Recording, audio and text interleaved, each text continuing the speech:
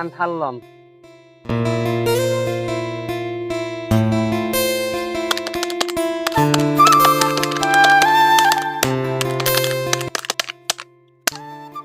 ঘৰৰ পইচাখিনিৰে এটা আইফোন কিনিব লাগিব।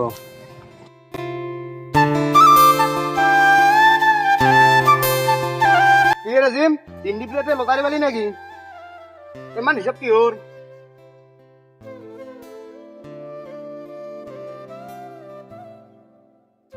আৰে চাইড ভাই তোৰ বন্ধু এতিয়া চেলিব্ৰিটি হ'ব ফেচবুকৰ মনিটাইজেশ্যন ফৰ্ম ছাবমিট কৰি দিলি নহয় এতিয়া কেৱল পইচা আৰু পইচা। ৰবাচোন তোৰ ফেচবুকটো চাওঁ